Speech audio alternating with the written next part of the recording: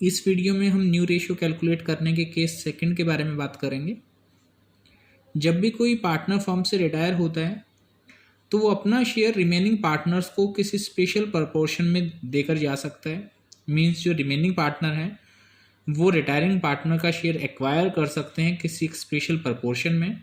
तो case second की identification यही है, when remaining partners purchases the share of retiring partner in A special proportion, यानी कि जो रिमेनिंग पार्टनर हैं वो रिटायरिंग पार्टनर के शेयर को अगर परचेज कर लें किसी स्पेशल प्रपोर्शन में। इसको हम एक एग्जांपल से समझ लेते हैं। A, B and C are partners in a firm. एक फर्म में 3 पार्टनर हैं ए, बी एंड सी, जो कि प्रॉफिट्स को डिस्ट्रीब्यूट करते हैं in the ratio 5:3। B retire होता है। यहां तक की इंफॉर्मेशन केस फर्स्ट में दी होती थी। अगर क्वेश्चन यहीं पर स्टॉप हो जाता है तो वो केस फर्स्ट है, लेकिन यहाँ क्वेश्चन में कुछ एक्स्ट्रा इंस्ट्रक्शन और भी हैं। And his share was divided equally between A and C, और उसका शेयर जो है, यानी कि जो बी रिटायर हो रहा था उसका शेयर ए और सी जो है इक्वली आपस में डिवाइड कर लेते हैं। तो ये स्पेशल क्वेश्चन में इंस्ट्रक्शन है। इट मीन्स ये केस नंबर सेकंड है कि जब रिटायरिंग पार्टनर के शेयर को रिमेनिंग पार्टनर आपस में डिस्ट्रीब्यूट कर लें, आपस में डिवाइड कर लें या एक्वायर कर लें, इस तरह की कोई भी स्टेटमेंट दी है तो वो केस नंबर सेकंड है।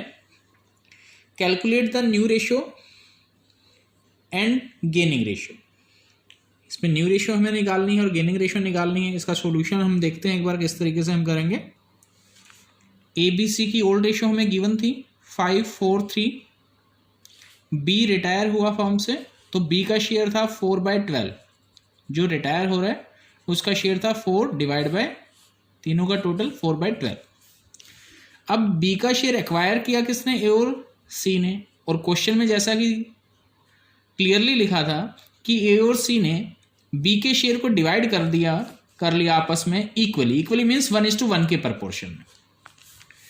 तो इंडिविजुअली किसने कितना एक्वायर किया वो हम कैलकुलेट करेंगे। किस ए ने कितना एक्वायर किया और सी ने कितना एक्वायर किया। तो बी का share acquired by A, B share acquired by A means A ने कितना एक्वायर किया।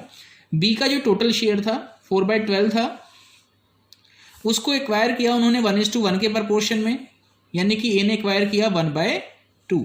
जो स्पेशल प्रपोर्शन इक्वली एक्वायर कर रहे थे, बी के शेयर को हमने उस स्पेशल प्रपोर्शन से मल्टीप्लाई कर दिया।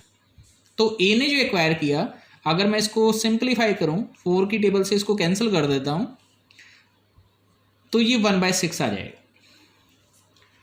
इसी तरीके से बी का शेयर जो सी ने एक्वायर किया, बी शेयर एक्वायर्ड बाय सी 4/12, वही बी का शेयर जो टोटल था, और सी ने एक्वायर किया 1/2, वही सेम क्योंकि इक्वली एक्वायर कर रहे थे 1/6 आ जाएगा। इसको भी सिंप्लीफाई करके अगर यहाँ किसी स्पेशल प्रपोर्शन में एक्वायर करते तो हम स्पेशल प्रपोर्शन से मल्टीप्लाई करते, रिटायरिंग पार्टनर के शेयर की मल्टीप्लाई कर देते उसी स्पेशल प्रपोर्शन से जिस स्पेशल प्रपोर्शन में रिमेनिंग पार्टनर उसके शेयर को एक्वायर। तो ये भी 1/6 आ गया। तो अगर न्यू शेयर हम निकालते हैं, अब बी तो रिटायर हो गया फर्म से, तो रिमेनिंग पार्टनर बचेंगे ए और सी। तो हमें जो न्यू रेशियो चाहिए वो किसकी चाहिए, ए और सी की। तो ए का न्यू शेयर कैसे निकालेंगे। जो ए के पास ओल्ड शेयर था वो तो ऑलरेडी है ही उसके पास 5/12, प्लस उसने बी का 1/6 और ले लिया तो उसका शेयर इंक्रीज हो जाएगा। इसलिए उसके ओल्ड शेयर में जितना उसने बी से एक्वायर किया वो हम प्लस कर देंगे। प्लस करेंगे, डिनोमिनेटर सेम नहीं है, एलसीएम लेके प्लस करना पड़ेगा, 7/12 आ गया। इसी तरीके से सी का न्यू शेयर जो आएगा, सी का ओल्ड शेयर 3/12 प्लस जितना उसने बी का शेयर एक्वायर किया 1/6, एलसीएम लेके प्लस करेंगे 5/12। तो ये ए और सी के न्यू शेयर आ गए।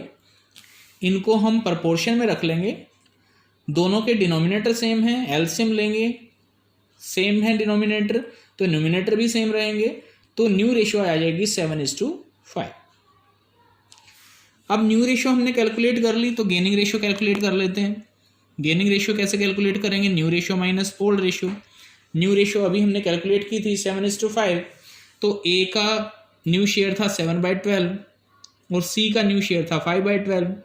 ओल्ड शेयर की हम बात करें ए का ओल्ड शेयर था 5/12, सी का शेयर था 3/12, तो ओल्ड शेयर को माइनस कर देते हैं इसमें से, एलसीएम लेके माइनस करेंगे। यहाँ पर क्लियरली दिख रहा है कि डिनोमिनेटर सेम है, तो सिंपली न्यूमिनेटर भी सेम ही आएगा, तो डायरेक्ट भी माइनस हो सकता है, ये 2/12 आ जाएगा, इसका भी 2/12 आ जाएगा। और जब दोनों की गेनिंग रेशियो ये आ गई, प्रपोर्शन आ गया गेनिंग प्रपोर्शन, तो इसको एक रेशो में रख लेंगे, रेशो में कन्वर्ट करने के लिए प्रपोर्शन में रख लेंगे हम, एलसीएम लेंगे, 2:2 आ गया, और 2:2 को हम एक कॉमन टेबल 2 की टेबल से डिवाइड करें तो 1:1 गेनिंग रेशियो आएगी। यानी कि सेकंड केस में गेनिंग रेशियो क्या आएगी, जिस स्पेशल प्रपोर्शन में हम एक्वायर करते हैं। जैसा कि क्वेश्चन में उसने कहा था कि जो बी का शेयर है ए और सी एक्वायर कर लेते हैं इक्वली, तो जो इक्वली प्रपोर्शन है वही हमारी गेनिंग रेशियो आएगा। अगर किसी स्पेशल प्रपोर्शन में एक्वायर करते हैं, मान लीजिए कि हम 3:2 की रेशियो में ए और सी एक्वायर करते बी के शेयर को, तो जो गेनिंग रेशियो आती है वो 3:2 ही निकल के आएगी। तो इस तरीके से हम सेकंड केस से न्यू रेशियो और गेनिंग रेशियो फाइंड आउट कर सकते हैं। लॉजिक भी काम करेगा।